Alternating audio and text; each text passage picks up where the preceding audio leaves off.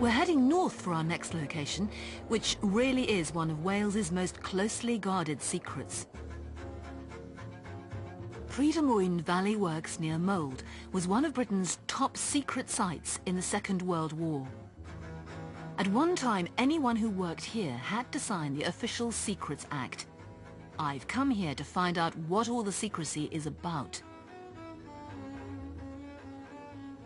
Helping me to uncover the past is Rhydymwyn Pritchard Roberts from Carnarvon. She was a laboratory worker here during the war. Well, this must all look very different to you, Rhydymwyn. Oh, it is. When I was here, it was heaving with people. I can't believe it's the same place. It's just a funny feeling. I'm sure it must be, actually. So what's this building called, Rhydymwyn? P6. I know it's a funny name, isn't it? But that's what it was known as, P6. That's all you knew? You worked in P6? That's all I knew. What was this place like here then? At the back there were the offices, and then we had our restroom there. Then there was a chemistry laboratory, then a physics laboratory, and a glass-blowing laboratory. And here was the big plant where the big machineries were. There were 2, 3 big machines. But the noise, it was absolutely terrible when these machines were going. So you can imagine what a shock it is for me to come here and silence.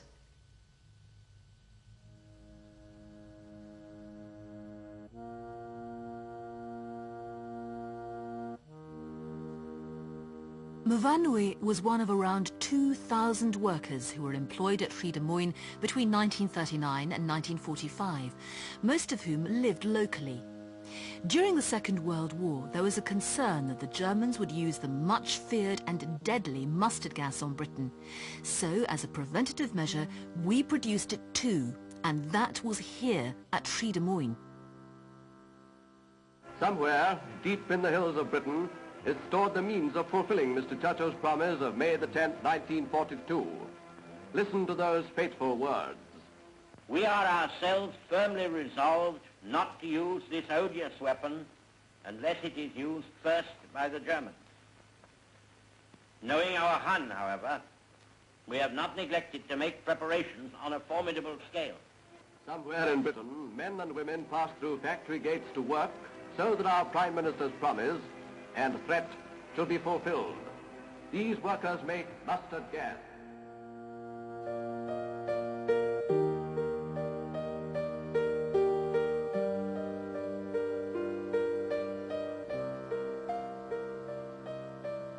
It is still a secure site. It is still totally fenced. It is still patrolled. It is still guarded. It's absolutely beautiful, but it was a mustard gas factory. And that was its prime function in life between 1939-40 and 1945. Behind those shutters, beyond reach of the most powerful bomb, in a storage hewn out of solid rock, is the preparation on a formidable scale. Millions of gallons of gas. This is the storage tunnels where they stored all of the mustard gas which they made in the war and in subsequent years. And these are pretty extensive tunnels which, as you can see, are now closed because there are some safety aspects at work here. It looks pretty forbidding even now. It really does, and it's intensely cold in there. We're not allowed in even today, are we? Nobody's allowed in today except the people who come and inspect them every 2 years. And how far do the tunnels extend? Tunnels extend about 300 yards inwards and 400 yards across.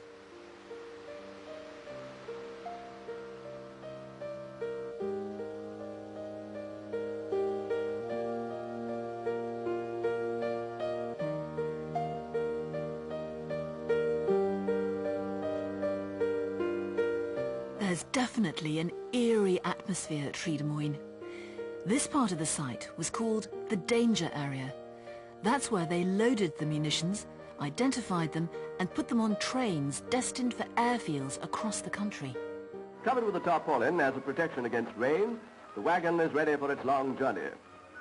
The workers who have helped in many operations bid a fond farewell to the weapons and a fonder farewell to the RAF escort. The engine is coupled up. The consignment over which so many hours have been spent leaves the factory for a destination unknown, save to the driver and the RAF. One of the RAF escorts who went to Rhydymwyn was Ted Howes. We came here to escort trains containing bombs. The ones we brought from here were all mustard gas bombs, which were originally disposable petrol cans, and they'd been modified to contain mustard gas. They were very fragile and been modified to be dropped from the air. Did you have specialist equipment to help you? All we had really was waterproof clothing, Wellington boots, respirators, a hooded jacket, and they were really just waterproofs, nothing else. So were you aware always of what it was that you were transporting? Oh yes, yes, we were told before we left our unit what we would be bringing back from Suffolk. Were you ever nervous? Sometimes, of course, you were nervous if there was some enemy action going on, but otherwise, no, not really. Well, Ted may not have been too worried, but the government certainly wasn't taking any chances when it came to Rhydymwyn. For years, what happened here was such a well-kept secret that the site was never even shown on any maps of the area. It was a secret place, and people now will still tell you that they can't discuss what occurred here in the war.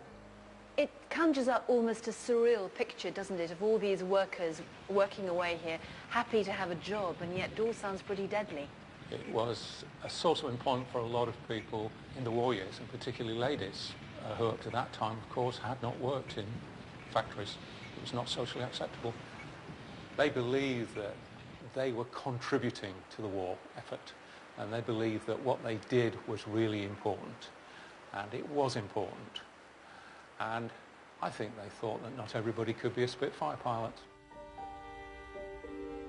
We weren't to mention anything at all that we did here. There was that slogan, careless talk, cost lies. It was wartime, you know, and things were different, and everything was secret. Once you were told, now you're not to talk about it, it's secret, and that's it. We sort of accepted it. In fact, Mhafanwy was never told what she was working on. But today, we know that what was actually happening in P6 was early work on the atomic bomb. So when was it that you discovered what it was that you'd actually been helping to make? Oh, it was many years afterwards. We were having a trip round, and I said, oh, let's stop at Rhydymwyn. I'd just like to have a peep through the gates. And there was a man on the gate there, and I told him that I'd worked here, and he said, do you know what you were doing there? And I said, not at all. He said, well, it was the start of the atom bomb. Gosh, I can't believe it. I nearly died. It's unbelievable coming back here. It's a very, very strange feeling, I must say.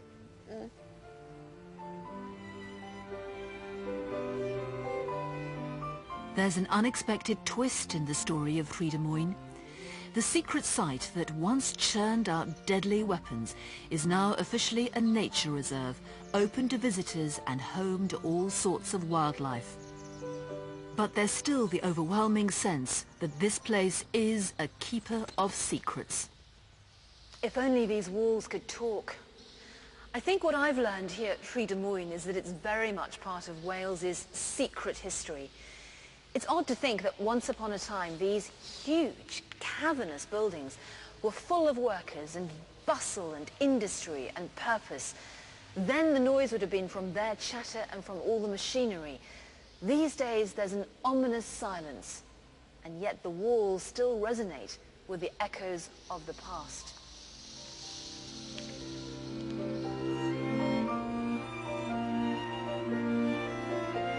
Uncover more of Secrets Wales at the same time, 7:30 next Thursday.